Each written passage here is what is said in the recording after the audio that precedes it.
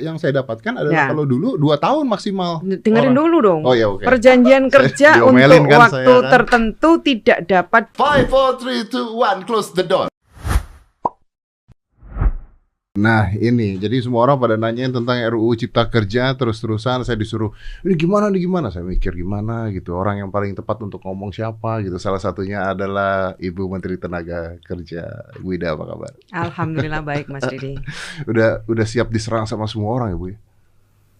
Ya, saya kira sebagai pejabat publik, saya kira resikonya adalah bagaimana menampung yang pro dan yang kontra. Ya, betul. Dan di era demokrasi seperti ini adalah keniscayaan, Mas. Setiap kebijakan yang diambil oleh pemerintah itu ada pro dan kontra. Ada pro dan kontra. Saya mewakilkan dulu nih teman-teman yang ingin tanya ke Ibu, yaitu salah satunya gini, karena Ibu adalah Menteri Tenaga Kerja. Di sini dibilang bahwa Undang-Undang Ketenaga Kerjaan disebutkan istirahat mingguan 1 hari untuk 6 hari kerja, dibilang. Dalam 1 minggu atau 2 hari untuk 5 hari kerja dalam 1 minggu. Sekarang hanya dikatakan istirahat mingguan 1 hari dalam 6 hari kerja. Artinya istirahat dan liburnya berkurang. Wah, orang berkurang, libur, stres, demo, ngamuk toh, ngamuk. Ini ya betul-betul. Saya perlu datang ke sini memang untuk menjelaskan banyak hal ini, termasuk yang begini-gini. Nah, saya perlu jawab sekarang atau? Jawab sekarang. Oke. Baik. Libur dikurangi. Libur dikurangi. Aduh, teman-teman semua yang mendengarkan acaranya Mas Dedi ini, saya menjelaskan bahwa waktu kerja itu tetap diatur sebagaimana ketentuan Undang-Undang 13 2003. Oke. Isinya apa? Isinya itu 7 jam sehari atau 40 jam 1 minggu untuk 6 hari kerja dalam 1 minggu. Oke. Itu jadi kalau 6 hari kerja, maka jam kerjanya itu 7 jam. Oke. Nah, 8 jam sehari dan 40 jam 1 minggu untuk yang 5 hari kerja dalam 1 minggu. Oh, berarti bisa libur 2 hari juga? Iya bisa, tergantung kesepakatan. Tapi yang heboh di mana-mana ini. Iya, ini makanya saya jelaskan. Makanya tadi saya katakan ya Mas Dedi, undang-undang tadi setelah melalui proses penjelasan duduk bersama dengan tripartit itu banyak hal yang kita kemudian bersepakat dan mempertahankan Undang-Undang 13 2003, ketentuan yang sudah baik. Dan memang begini Mas Dedi, membaca undang-undang ini kan, ini Undang-Undang 13 2003 tentang ketenagakerjaan kan. Kemudian ada Undang-Undang Cipta Kerja. Yang ini sekarang kita susun ini namanya Undang-Undang Cipta Kerja kan. Ketentuan yang ada di Undang-Undang 13 sepanjang tidak dihapus, sepanjang tidak diatur ulang di Undang-Undang Cipta Kerja, maka ketentuannya tetap berlaku. Oke. Termasuk tentang waktu kerja ini. Tapi ini yang diributkan, udah dulu undang-undangnya adalah 1 hari, 1 minggu atau 2 hari untuk 5 hari kerja. Artinya nggak dirubah? Nggak dirubah. Nah, ketika tidak dirubah di Undang-Undang Cipta Kerja, itu artinya tetap eksis, tetap sebagai ketentuan peraturan perundang-undangan. Oke, berarti, nah ini mungkin saya salah nih ya, tapi silakan kalau mau bertanya. Tapi intinya adalah Ibu mengatakan bahwa tetap libur bisa sehari atau 2 hari dalam seminggu. Tergantung dari kesepakatan, bukan kesepakatan, dari bosnya dong berarti Bu ya? Ya kesepakatan dong, kesepakatan ya, bersama antara pekerja, terima kerja antara pemberi kerja dan pekerja. Oke. Di sini ketentuan gini ya, di sini kerjanya 5 hari. Nah, terus yang bekerja siap, oke saya mengikuti keputusan itu, kan namanya kesepakatan juga. Oke, jadi itu tidak dirubah ya? Tidak dirubah. Tidak dirubah. Oke, baik. Saya masuk ke yang kedua. Enggak, saya mau menjelaskan. Oke. Jadi apa bedanya dong Undang-Undang 13 dengan Undang-Undang Cipta Kerja? Nah, apa bedanya? Bedanya adalah di Undang-Undang Cipta Kerja ini menampung ketentuan tentang pekerjaan yang sifat dan kondisinya tidak dapat sepenuhnya mengikuti ketentuan tersebut. Sehingga perlu diatur waktu kerja khusus, misalnya sektor ekonomi digital yang waktu kerjanya sangat fleksibel. Ibu-ibu rumah tangga nih yang bekerja setelah menyelesaikan pekerjaan domestiknya. Saya bekerja ketika anak saya sudah selesai, kemudian misalnya dari jam 8 sampai jam 2 saja misalnya. Itu kan tidak sampai 7 jam. Gimana itu? Itu tetap diakomodasi, kan dulu nggak bisa, nggak boleh karena ketentuan jam itu kalau nggak 7, 8 jam. Jadi berarti sebenarnya kalau dalam hal ini menguntungkan pekerja. iya dong, jenis pekerjaan yang tidak ini kan dinamika ketenagakerjaan kan sangat berubah-ubah terus. Banyak sekali jenis pekerjaan. Anak-anak milenial itu banyak kan, Mas Dedi ya. Anak-anak milenial kerja itu satu hari bisa 2 bos loh. 5 jam di bos A, ngerjakan apa gitu, 5 jam lagi dia di bos B misalnya. Oh gitu ya Bu ya? Banyak. Oh gitu ya, Holis gitu ya. Sini orang-orang gitu ya, kurang ajar semua di sini. Nggak kurang ajar Mas. Oh pintar nih. Pintar. Oh pintar. Dan dinamika anak-anak sekarang dia bekerja fleksibel, ini kan tidak diakomodasi. Bagaimana bentuk perlindungannya? Ada itu perlindungannya. Ya, jadi ada di undang-undang ini. Oke, saya curiga nih, bener ya gitu ya? Duh, kok curiga sih? Kan netizen, saya harus curiga nih bener nggak nih kata Ibu nih begitu. Tapi bener tuh Bu ya? Ya bener lah. Bener, ini ya? Saya menyampaikan iya. undang-undang. Aduh, saya jadi gimana gitu kalau nggak dianggap tidak benar. Oke, berarti ini aman ya? Oke, nih. Nah, hal lain yang tentang waktu kerja ini Mas Dedi. Tetap diatur waktu kerja lembur maksimal 4 jam dalam satu hari. Maksimal 4 jam waktu lembur itu. Kan jadi misalnya seorang bekerja 8 jam, ditambah waktu lembur dia misalnya digunakan waktu lembur itu 4 jam, itu 12 jam. Dia tidak boleh lebih dari 4 jam? Tidak boleh. Nah, kan banyak yang mengatakan undang-undang ini eksploitatif terhadap tenaga kerja. Kalau mengambil lembur 4 jam, maka dan mengambil satu harinya 8 jam, berarti kan 12 jam. Apakah itu eksploitatif? Ini ketentuan yang sesuai dengan standar ILO. Jadi batas kemampuan seseorang bekerja itu kira-kira 12 jam. Oke. Uang lembur gimana Bu? Wah ya, karena di luar 8 jam itu dikategorikan sebagai uang lembur, maka dia berhak atas uang lembur itu. Inilah kelebihannya. Jadi kalau pekerja tidak mau lembur boleh nggak? Boleh. Boleh. Boleh. Oh. Jadi itu berdasarkan kesepakatan. Jadi kalau saya pekerjanya mengatakan saya nggak bisa lembur, ya itu haknya dia dan boleh nggak usah disebutin Bu? Oh, ada yang takutnya nanti tidak mau lembur yang di sini. Terus sebenarnya undang-undang ini untuk yang di sini juga ternyata. Oh gitu ya makanya. Oke, saya ngerti tentang itu. Oke. Tapi banyak masyarakat yang merasakan bahwa ini istirahat panjang terancam dihilangkan. Sebelumnya ditulis dalam Undang-Undang Ketenagakerjaan bahwa pekerja berhak atas istirahat panjang sekurangnya 2 bulan di tahun ke-7 dan ke-8, masing-masing 1 bulan. Hal ini berlaku untuk karyawan yang sudah bekerja selama 6 tahun di perusahaan yang sama. Namun saat ini hak cuti panjang tersebut tidak diatur, melainkan menyerahkan aturan tersebut kepada perusahaan dan diatur melalui perjanjian kerjasama yang disepakati. Artinya dibalikin ke bosnya, mau ngasih apa tidak. Tetap diatur, Mas. Tidak menghilangkan cuti seperti cuti haid, cuti melahirkan, istirahat panjang. Tetap wajib memberi waktu istirahat dan cuti bagi para pekerja atau buruh. RUU Cipta Kerja ini juga tidak menghilangkan hak istirahat. Tadi sudah saya sebutkan saat haid dan istirahat melahirkan yang telah diatur dalam Undang-Undang Ketenagakerjaan. Jadi tidak benar. Jadi ketentuan itu tetap berlaku sebagaimana ketentuan Undang-Undang 13 2003. Jadi tetap berlaku? Tetap berlaku. Tapi kenapa beredarnya begini? Ya begini Mas, masalahnya kan di Undang-Undang Cipta Kerjanya tidak diatur. Tadi saya di depan mengatakan yang tidak diatur di Undang-Undang Cipta Kerja, yang itu merupakan ketentuan di Undang-Undang 13 2003. Tadi sepanjang tidak dihapus, sepanjang tidak diatur ulang, maka ketentuan yang ada di Undang-Undang 13 2003 tetap berlaku sebagai ketentuan ketenagakerjaan. Berarti kata-kata menyerahkan aturan kepada perusahaan. Sebenarnya begini. Semua ketentuan itu tetap diatur di Undang-Undang 13 2003 sepanjang tidak dihapus, sepanjang tidak diatur ulang di Undang-Undang Cipta Kerja. Bukan diberikan haknya kepada perusahaan untuk mengatur. Enggak, itu tetap diatur di Undang-Undang 13 2003. Oke. Karena di sini saya baca diatur melalui perjanjian kerjasama yang disepakati, menyerahkan aturan kepada perusahaan. Oh, enggak. Ada itu mungkin ngambilnya secara parsial-parsial. Saya mau jawab tentang ketentuan cuti itu. Itu ketentuannya tidak dihapus dan tidak diatur ulang di Undang-Undang Cipta Kerja. Oke, jadi artinya tidak berubah nih? Ya, pokoknya pasalnya begitu. Kalau dapat berita kok ini cuti haid kok tidak ada misalnya, cuti istirahat untuk haid, istirahat untuk melahirkan kok tidak ada di Undang-Undang Cipta Kerja. Itu bukan hilang berarti.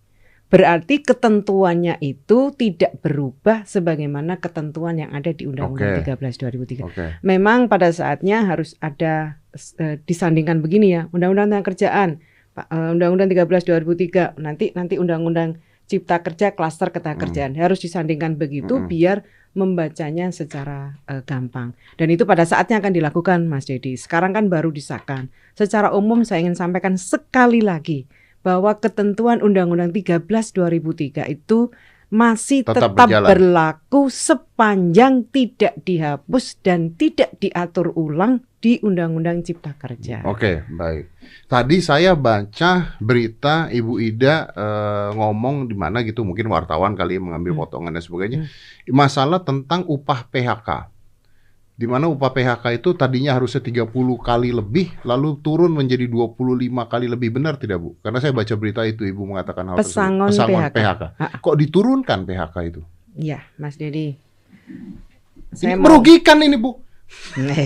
Iya, begini Mas Dedi. Saya mewakilkan SJW. Ini saya akan jawab tentang ketentuan pesangon.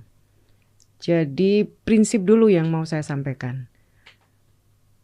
Pesangon, ketentuan tentang pesangon, prinsip umumnya bahwa pemerintah memastikan bahwa pesangon betul-betul menjadi hak dan dapat diterima oleh pekerja atau ini paham nggak ini maksudnya? Paham. Jadi harus diterima. Hak. Memastikan. Tapi diturunkan kan, Bu? Selama ini 32 apa diterima? Tapi kan aturannya ada 32. Apa diterima dulu?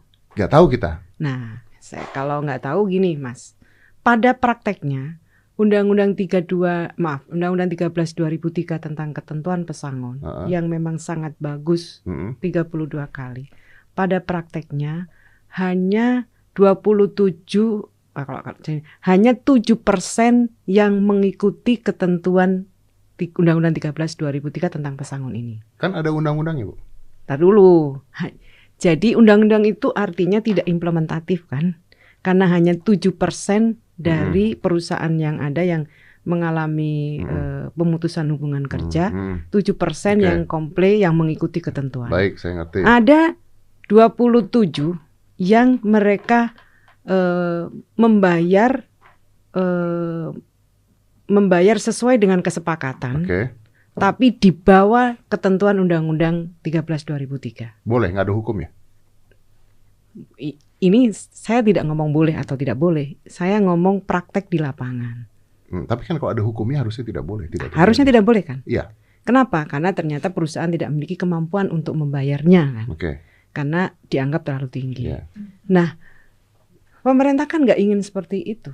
Dari prinsip di Undang-Undang 32 2003 itu, bagaimana pemerintah bisa memastikan bahwa pesangon itu betul-betul menjadi hak dan dapat diterima pekerja atau buruh. Makanya diturunkan. Diturunkan dengan ada kepastian. Kepastiannya bagaimana? Dari mana pemerintah bisa memastikan? Kepastiannya bagaimana? 25 itu 19 kalinya dibayar oleh pengusaha, 6 kalinya dibayar melalui skema program jaminan kehilangan pekerjaan. Jaminan kehilangan pekerjaan ini adalah satu jaminan sosial ketenagakerjaan yang tidak mengurangi manfaat dari berbagai jaminan lainnya seperti jaminan kecelakaan, jaminan kematian, jaminan hari tua, dan jaminan pensiun. Apa manfaat dari JKP ini? Manfaat dari JKP ini pekerja mendapatkan cash benefit selama 6 bulan. Kira-kira 6 bulan ya, nanti akan diatur 6 bulan. Kemudian mendapatkan vocational training dan mendapatkan akses penempatan. Itu kan yang dari pemerintah. Nah, tapi kan gimana Anda menjamin yang perusahaan yang 19 kali itu kan tidak bisa, sama aja Bu. Yang 19 kalinya dibayar oleh perusahaan.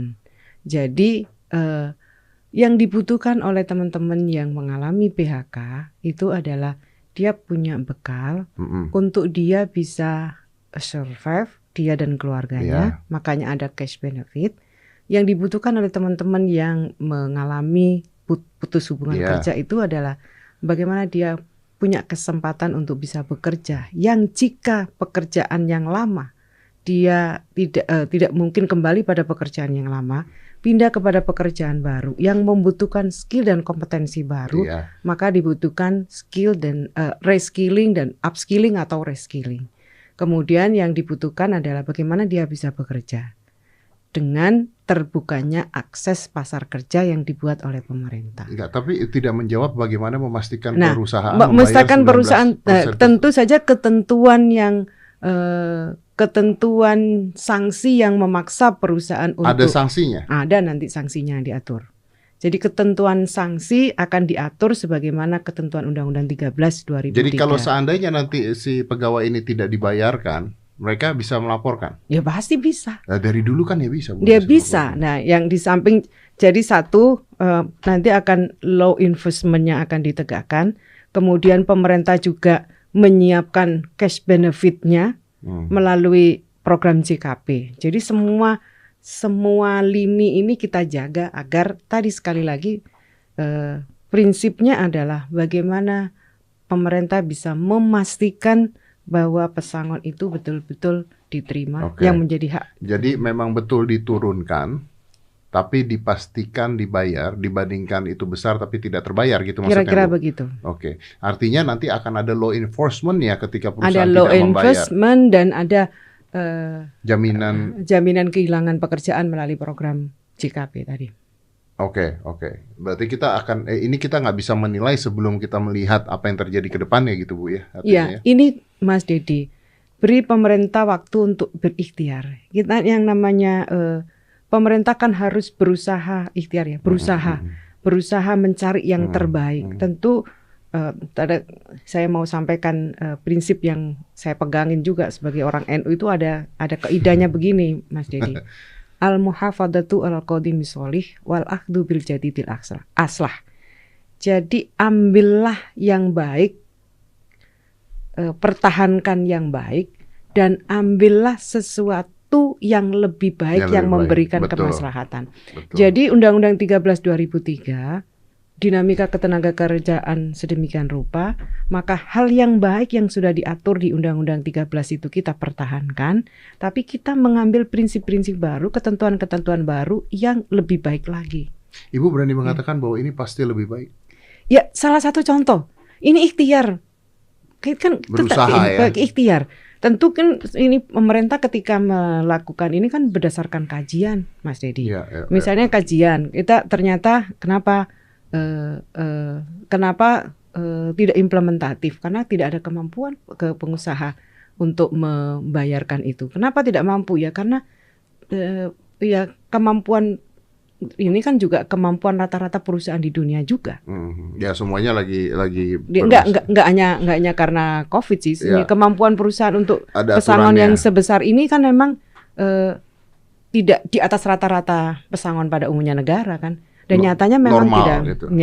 Nyatanya memang kita tidak mampu. Buktinya tadi yang saya sampaikan tadi. Oke. Kita bicara tentang PHK. Di sini juga dikatakan PHK difokuskan. Mas Dedi, ikhtiar itu meskipun itu ikhtiar baik itu dapat pahala 1.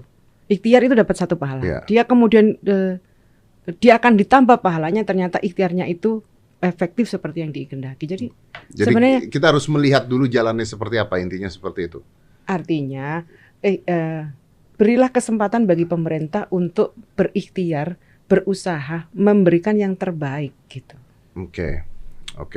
Ini menarik nih, Ibu mengatakan berikan kesempatan untuk pemerintah ya, berikan kesempatan untuk pemerintah gitu. Cuman kan memang sekarang ini segala sesuatu pasti akan terjadi benturan-benturan. Apalagi di masa COVID seperti ini kan pemerintah, ini maaf nih Bu, saya harus ngomong sama Ibu. Saya merasa saya kenal sama Ibu, saya kenal juga dengan beberapa menteri juga. Soalnya kadang-kadang itu dari pemerintah dan aturan tiba-tiba berubah-berubah terus. Kita tahu lah pada saat COVID, nanti begini, nanti berubah, nanti apa. Di atas itu juga bingung. Jadi masyarakat kita juga bingung. Ini pemerintah bener nggak nih? Nanti berubah lagi. Masyarakat tuh jadi ini maunya kemana ya? Kemarin kan PSBB tiba-tiba, wah tiba-tiba orang-orang larinya ke tempat lain. Wah, ada ini buka, wah ada apa buka. Pengajian nggak boleh, tapi demo boleh gitu. Demo emang boleh? Lah, demo itu Mereka maksa Mas Didi, bukan dibolehin. Man, bukan boleh ya? mereka maksa. Makanya itu saya nanya, Iya. masa nggak kepikir bakal ada Mereka demo? maksa. Oh, Kalau saya sih mengajak mereka, itu bukan jalan yang efektif. Duduk bersama. Tapi saya rasa kayaknya kemarin pada saat demo itu juga disusupi lah harusnya. Kayaknya kalau buru-buru tidak seperti itu, pelajar-pelajar nggak seperti itu. Menurut Nah, Ibu gimana? saya ingin mengapresiasi nih Mas Dedi Ya. kepada teman-teman buruh. Ternyata dalam report saya lah paling enggak yang terreport di saya, teman-teman buruh melakukan turun ke jalan dengan tertib. Mereka ada yang beberapa serikat pekerja datang ke Kementerian Ketenagakerjaan menyampaikan aspirasinya, kita terima, kita dialog, setelah itu pulang. Dan saya lihat beberapa daerah juga hal yang sama. Saya berharap teman-teman buruh kalau memang itu menjadi pilihannya untuk turun, padahal kita juga masih membuka ruang untuk dialog. Jika memang terpaksa harus turun, ya turun dengan tidak anarkis, dengan ingat sih kalau saya sih selalu mengingatkan ya ini masih COVID ini belum ketemu ininya vaksinnya. Mau gimana caranya kita kalau demonya berdekatan tanpa masker kayak begitu? Gimana? Masalahnya Bu, di sini tertulis di satu berita, Kapolda Metro Jaya boleh demo asal tertib.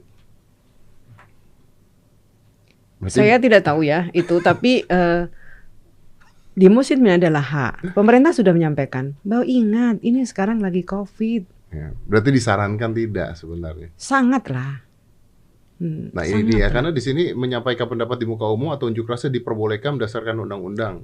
Ya memang sih, tapi kan kalau PSBB ini apakah kemarin tuh boleh apa enggak, itu yang harusnya kita tanya. Tapi itu bukan saya yang harus jawab ya. Oke. Saya tidak akan membebankan Ibu dengan itulah ya. Sudah tapi banyak beban saya. Iya, saya tahu. Saya tahu. Saya tuh mau nanya aja kasihan enggak sih. Tapi kan Ibu harus ya dong. Emang kelihatan gimana? Enggak kan? Enggak. Tapi di sini PHK kan juga akhirnya orang mengatakan bahwa PHK ini ternyata terus diberikan kekuatan lebih buat perusahaannya. Kayak misalnya ada penggabungan perusahaan boleh melakukan PHK, efisiensi boleh melakukan PHK, ada di sini tulis sakit berkepanjangan boleh di PHK. Jadi perusahaan boleh melakukan PHK lebih besar lagi dibandingkan dulu. Kalau saya sih tidak terlalu memasalkan hal itu, karena kalau memang ada penggabungan, this is normal. I think this is what happen. Saya kira ini dulu Mas Billy, ketentuan tentang syarat-syarat PHK itu tetap mengacu Undang-Undang 13 2003 dan mengacu pada keputusan Mahkamah Konstitusi. Jadi itu patokannya. Jadi ada beberapa keputusan Mahkamah Konstitusi yang harus diakomodasi melalui Cipta Kerja. Detailnya tentu saya ini ya, tapi prinsip umum itu yang disepakati. Saya setuju. Kalau itu saya tidak terlalu memusingkan, karena maksud saya juga mengerti sebagai sebuah perusahaan pasti ketika ada kalau tidak jalan ya gimana lagi, apalagi COVID kemarin kita sempat ngobrol kan Bu, PHK bayar aja nggak bisa kok, kita mau gimana lagi gitu. Karena ada situasi tertentu. Tapi yang paling diserang di sini kan sebenarnya adalah kerja kontrak. Ibu tahu dong ya. Nah, sekarang katanya orang kerja kontrak itu bisa jadi lama. Kalau dulu itu kan 2 tahun ya. Undang-Undang Ketenagakerjaan sebelumnya pekerja maksimal dilakukan 2 tahun, bisa diperpanjang dalam waktu 1 tahun. Nah sekarang pasal tersebut tidak ada batasan aturan seorang pekerja bisa dikontrak. Artinya seseorang bisa jadi pekerja kontrak. Ini Ibu udah tersenyum-senyum, dia lagi punya jawaban kayaknya nih ya. Ya gimana Mas? Kok banyak? Artinya seorang bisa kerja kontrak seumur hidupnya, dia tidak akan menjadi pegawai tetap. Dan ini merugikan sekali untuk para pekerja. Saya jawab ya. Iya. Yang pertama tentang PKWT, kerjaan waktu kerja tertentu. Disebutnya PKWT kalau teman-teman menyebutnya biasanya kerja kontrak. Satu, bahwa ketentuan tentang PKWT itu tetap diatur sebagaimana ketentuan Undang-Undang 13 2003. Oke. Itu satu prinsip dulu. Jadi apa sih yang diatur itu? Saya akan lihat pasalnya. Tuh kok ketawa, Mas? Saya membayangkan hidup Anda berapa hari. Iya nggak sih? Ya, yang pertama nih, Mas. Perjanjian kerja dibuat untuk waktu tertentu atau waktu tidak tertentu. Oke. Kemudian perjanjian kerja untuk waktu tertentu sebagaimana dimaksud pada ayat 1 didasarkan pada jangka waktu dan selesainya suatu pekerjaan tertentu. Jangka waktu atau selesainya suatu pekerjaan tertentu sebagaimana ditentukan berdasarkan perjanjian kerja. Ketentuan lebih lanjut mengenai perjanjian kerja waktu tertentu berdasarkan jangka waktu atau selesainya suatu pekerjaan tertentu tersebut diatur dengan peraturan pemerintah. Itu Kemudian di pasal yang lain dijelaskan perjanjian kerja untuk waktu tertentu hanya dapat dibuat untuk pekerjaan tertentu yang menurut jenis dan sifat atau kegiatan pekerjaan yang akan selesai dalam waktu tertentu, yaitu banyak banget tertentu. Pekerjaan yang saya nggak ngerti, saya langsung nggak ngerti. Harus saya jelaskan nih, pekerjaan yang sekali selesai atau yang sementara sifatnya. Oke.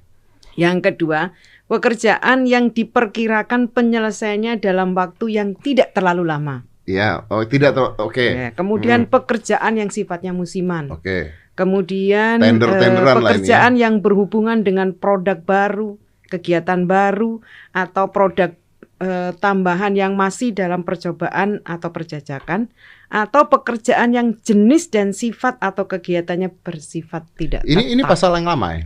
Iya, pasal yang lama. Pasal yang lama. Pasal yang lama. Tapi di sini yang saya baca, yang saya dapatkan adalah kalau dulu 2 tahun maksimal. Dengerin dulu dong. Oh ya, oke. Perjanjian kerja untuk waktu kan? tertentu tidak dapat diadakan untuk pekerjaan yang bersifat tetap.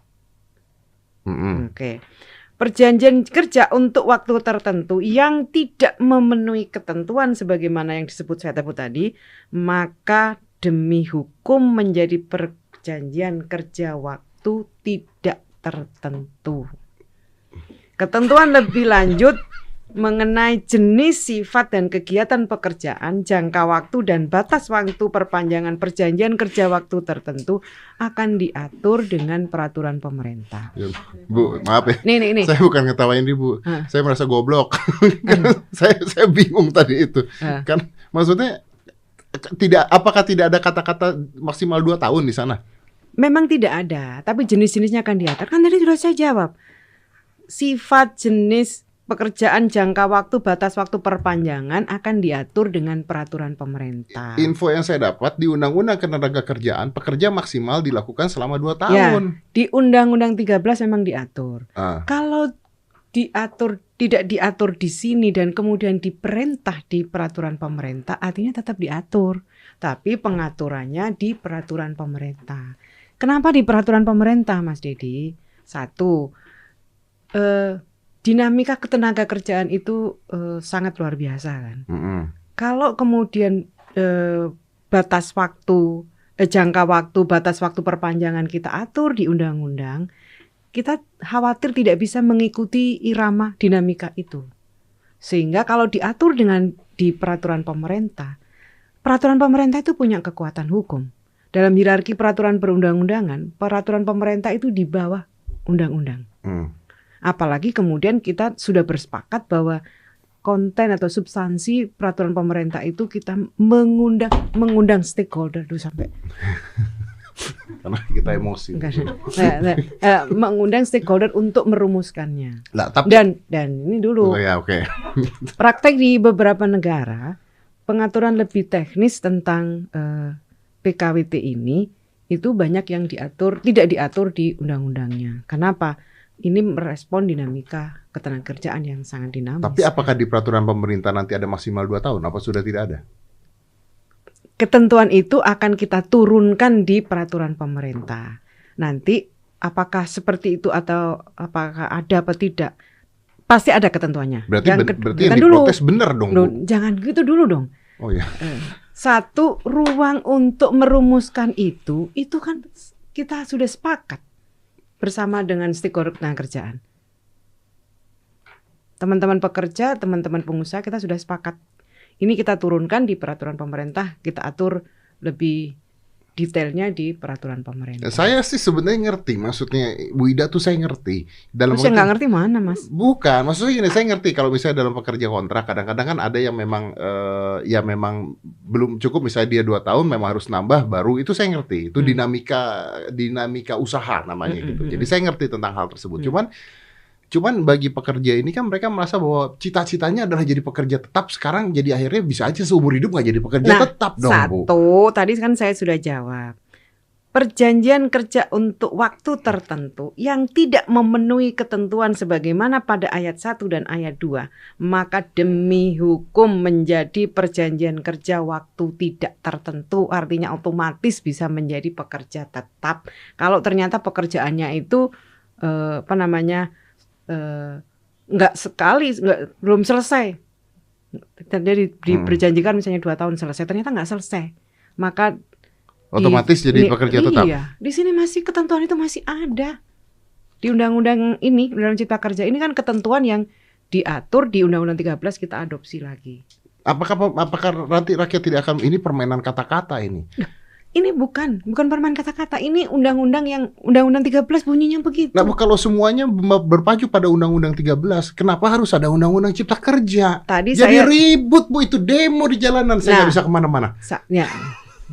Gimana sih, Mas? Tadi kan saya bilang, yang bagus dari Undang-Undang 13 kita pertahankan. Yang tuh ditambahkan. Apa yang baru di Undang-Undang Cipta Kerja soal PKWT? Oke. Yang baru nih. Ya, kalau gitu buat apa Undang-Undang Cipta Kerja ini? Aduh, sampai aku petir.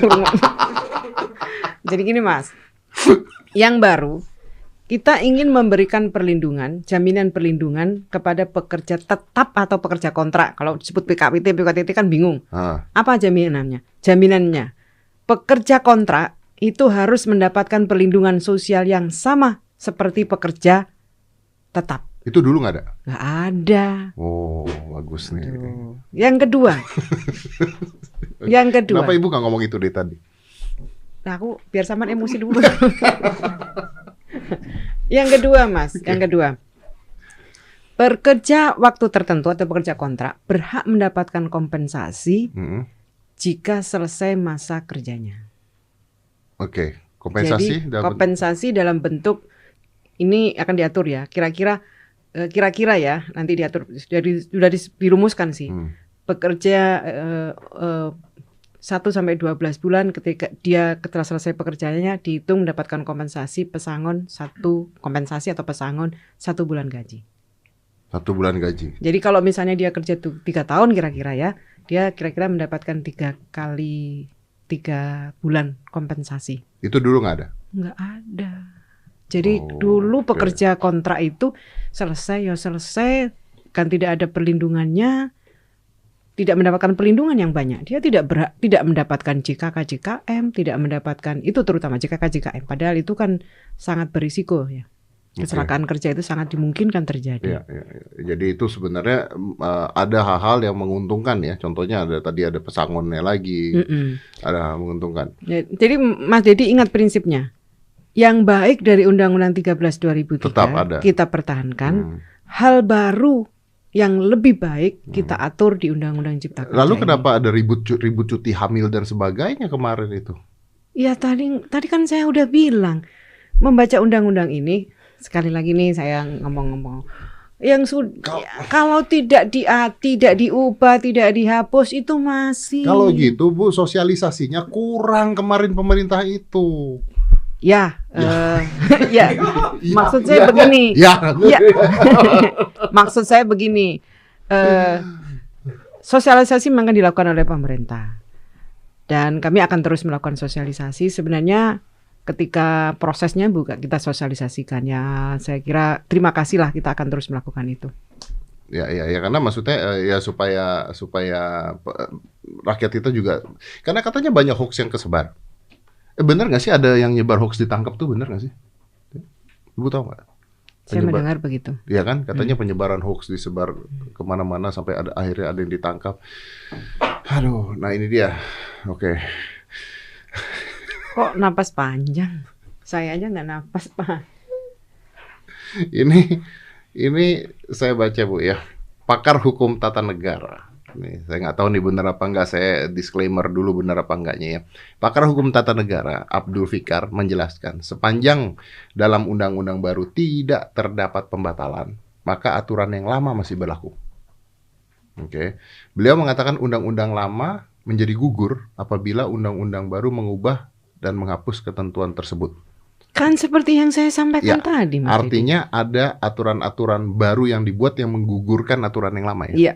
Ada. Salah satunya apa, Bu? Ya begini, pesangon contohnya. Oke.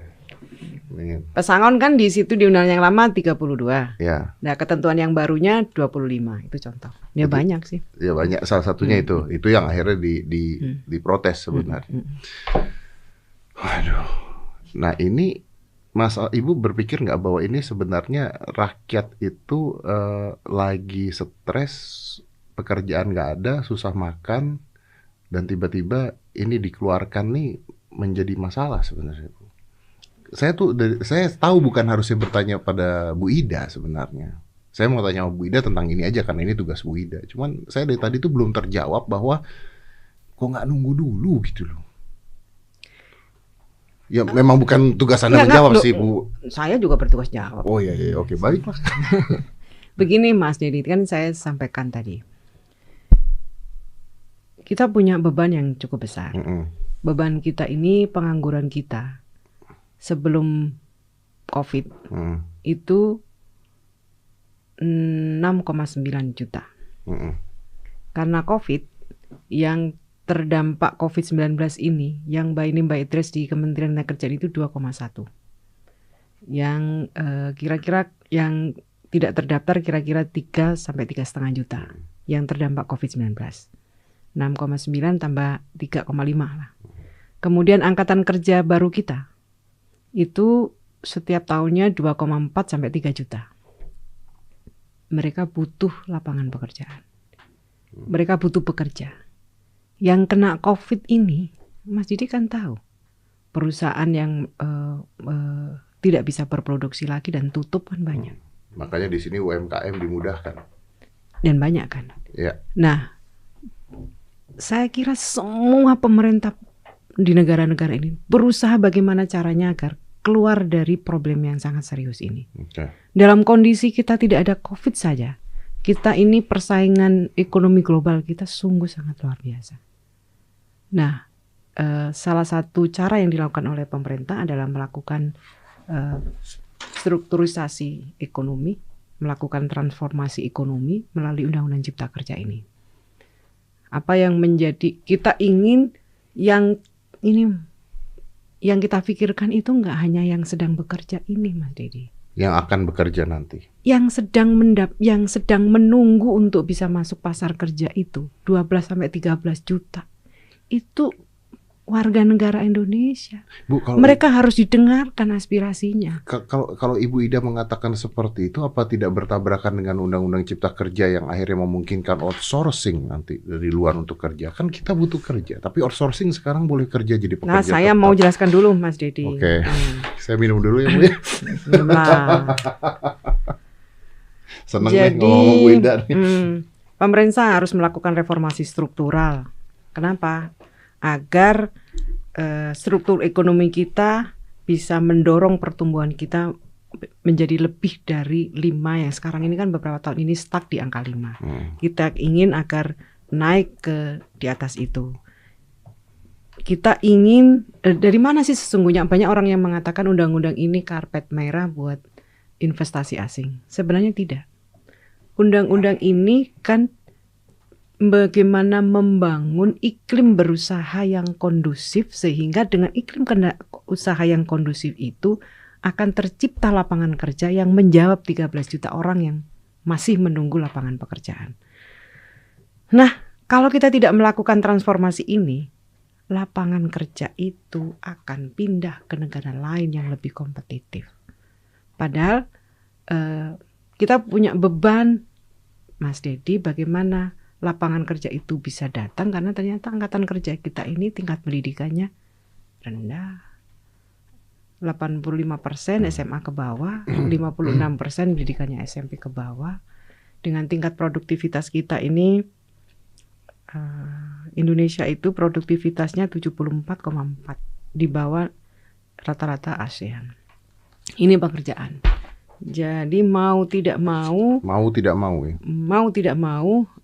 memasukkan pekerja asing. Loh, salah lagi. Bagaimana memberikan kesempatan kerja kepada mereka yang sekarang tidak punya asosiasi pengangguran? Apa hubungannya dengan membuka kesempatan untuk tenaga kerja asing bekerja tetap di sini? Enggak, bukan ini kok tenaga kerja asing. Ini outsourcing.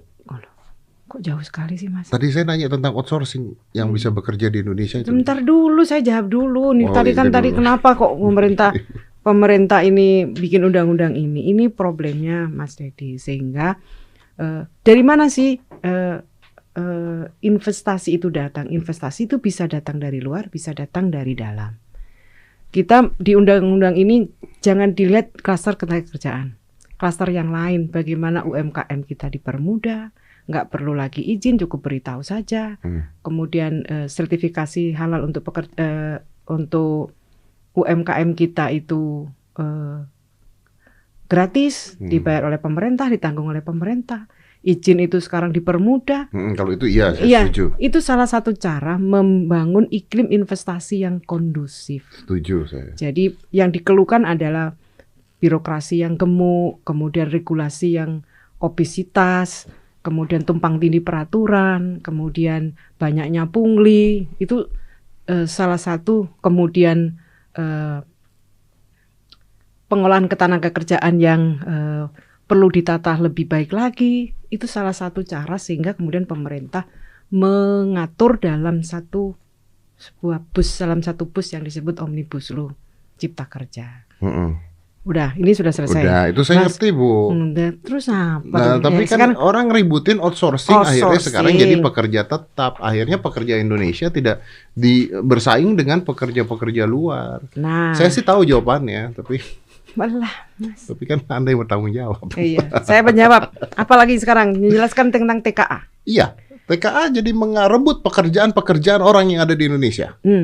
TKA itu pengaturannya sebagaimana ketentuan Undang-Undang 13 2003. TKA itu hanya boleh pada jenis pekerjaan dan waktu tertentu. Tapi bisa jadi pekerja tetap? Tidak bisa dong. Kemudian TKA itu harus mensyaratkan transfer of knowledge dan harus menyediakan tenaga kerja Indonesia sebagai pendampingnya. Itu. Jadi apakah ini untuk membuka usaha-usaha dari luar untuk masuk ke Indonesia juga? Kan mereka biasanya kan kalau company dari luar ketika masuk ke Indonesia mereka mau naruh orang-orang mereka di sini kan. Dia hanya boleh pada jabatan-jabatan tertentu dan waktu tertentu. Dibatasi waktunya. Dibatasi waktunya. Saya mau jelaskan di undang-undangnya. Dibatasi waktunya ya. Biar lebih yakin. TKA. Oke.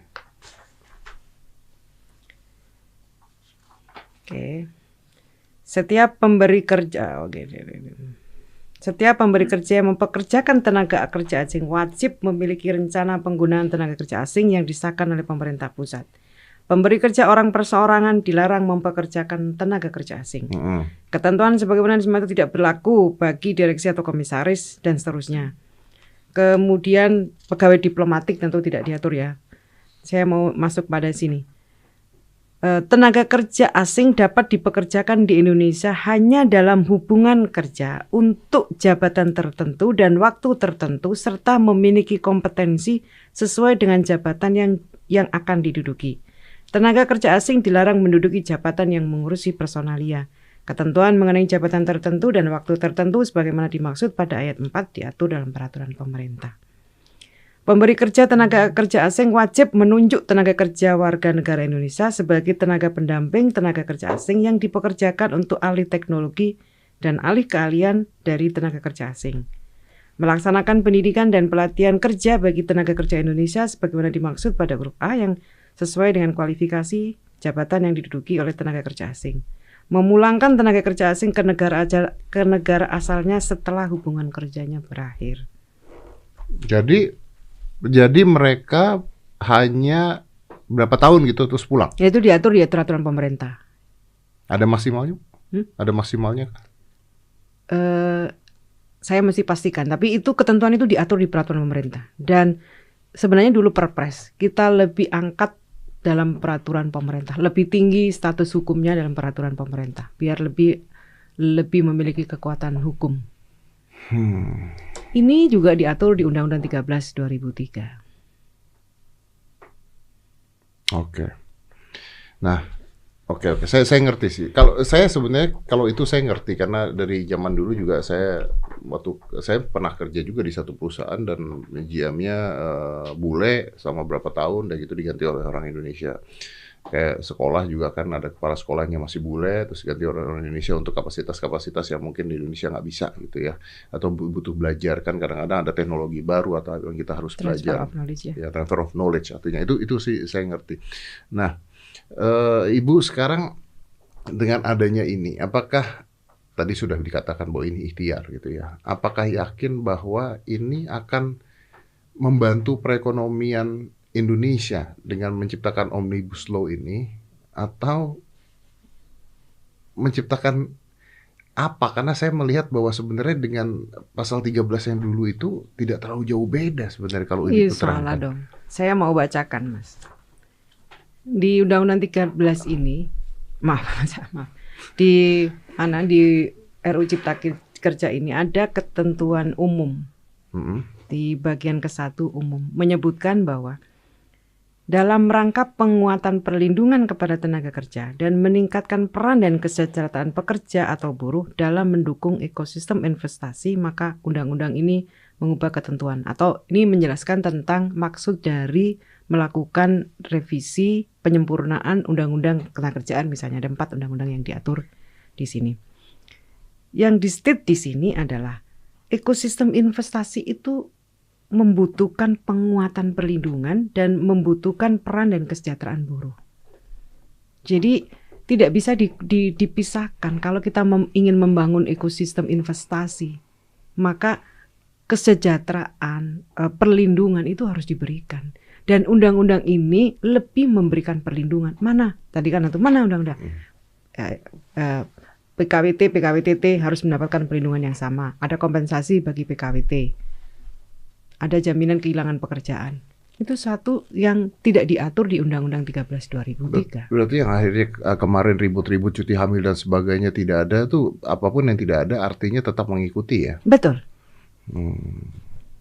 Nah kalau gitu menurut Ibu kenapa terus tiba-tiba terjadi kekacauan seperti ini? Ini kan proses proses yang tidak biasa. Jadi proses legislasi yang tidak biasa. Pembentukan peraturan perundang-undangan yang tidak biasa. Karena biasanya kan hanya satu undang-undang direvisi atau disusun undang-undang baru. Ini kan menyusun 79 undang-undang dalam satu undang-undang.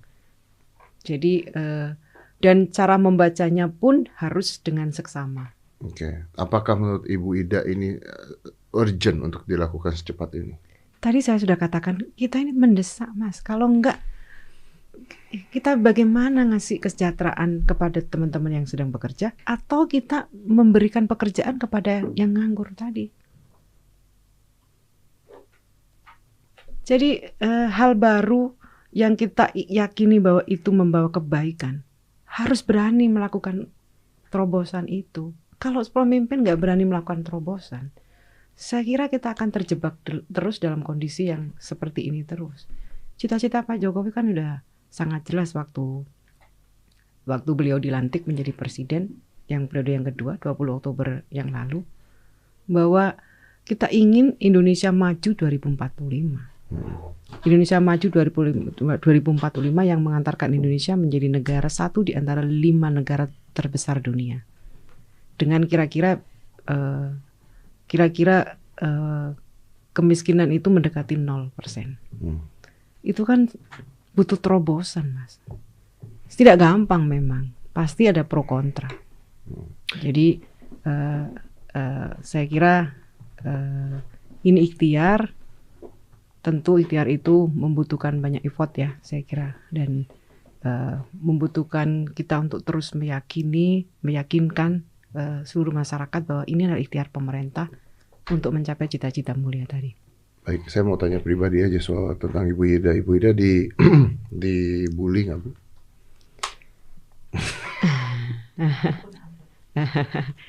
Ini resiko. Resiko ya. Jadi banyak Bu. Menyenangkan semua orang itu tidak gampang. Okay. Jadi ya tidak gampang menyenangkan semua orang. Jadi ya resiko sebagai sebuah jabatan. Kalau saya sepanjang saya meyakini bahwa saya bekerja dengan keyakinan bahwa ini adalah ikhtiar untuk mensejahterakan masyarakat sebagaimana yang di state di undang-undang ini, resiko dibully itu saya terima sebagai sebuah resiko jabatan. Sebagai sebuah resiko jabatan.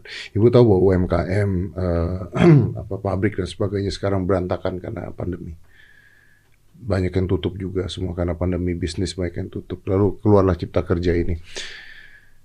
Kapan kita, kerjaannya dari mana gitu? Mereka juga nggak punya kerjaan karena perusahaan tutup, pemain PSBB semua tutup. Kapan kita bisa balik ya, Bu? Nah, pemerintah sebenarnya dalam kondisi seperti ini kan tidak diam. Pemerintah mengalokasikan 695,2 triliun untuk itu, yang konsentrasinya lebih diprioritaskan pada penanganan kesehatan. Di luar itu untuk pemulihan ekonomi. Mereka teman-teman kita yang di PHK, ada program kartu prakerja. Teman-teman yang sedang bekerja sekarang, yang eksis bekerja tapi berkurang pendapatannya atau mungkin hilang tapi belum di PHK. Pemerintah memberikan subsidi upah buat teman-teman. 12,2 juta yang sudah kami salurkan untuk teman-teman yang sedang bekerja. Yang sedang bekerja? Iya. 600.000 tiap bulan selama 4 bulan sampai Desember. Awalnya kita mentargetkan 15,7, tapi ternyata kemudian data yang ada yang memenuhi persyaratan itu ada 12,4, dan sekarang sudah batch kelima, tinggal ada beberapa teman yang persyaratannya tidak terpenuhi, kita kembalikan, kita tunggu agar memenuhi persyaratannya. Uangnya tidak kita kembalikan ke kas negara, kami tunggu semua persyaratan bisa dipenuhi.